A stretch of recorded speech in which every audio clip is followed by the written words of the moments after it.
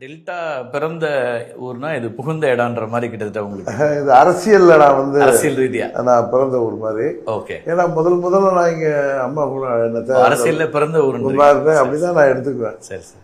ஏன்னா அம்மா வந்து என்ன இங்க 99ல் வேட்பாளர் நிறுத்தினப்ப இங்க திமுக அப்ப இருந்த திமுக வேட்பாளர் அவர் வந்து ஊருக்கு புதுசு, அவரை போடியில் இறக்கி விட்டீங்கன்னா தேனிக்கு வழி தெரியாது, நல்லா பேசுவார் செல்வந்தர். அவரை போய் நீங்கள் இங்கே போய் எப்படி ஓட்டு போடுன்னா அந்த மண்ணின் மைந்தெல்லாம் சொன்னார். நான் சொன்னேன், நானும் தமிழ்நாட்டில் பிறந்தவன் தான், இப்போ வந்திருக்கேன், நீங்கள் ஜெயிக்க வச்சதுக்கப்புறம் எல்லா ஊர்களையும் தெரிஞ்சுக்குவேன், இங்கேயே உங்களோட தங்கி நான் பணியாற்றுவேன். ஏன்னா என்னை ஒரு பெரிய தலைவர் வந்து என்னை வேட்பாளர் அறிமுகப்படுத்தியிருக்காங்க. நீங்கள் வெற்றி பெற செய்ததன் பிறகு 2001 அவங்க நிச்சயம் ஆட்சிக்கு வந்துடுவாங்க. இந்த தொகுதிக்கு தேவையெல்லாம் நான் வந்து என்னால் அம்மாவோட சொல்லி நிறைவேற்ற முடியும்.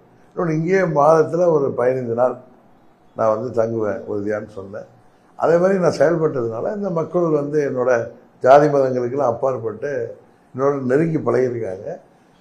அது ஒரு இயற்கையான ஒரு அன்பு, ஒரு பாசம் என்னோட இருந்துச்சு.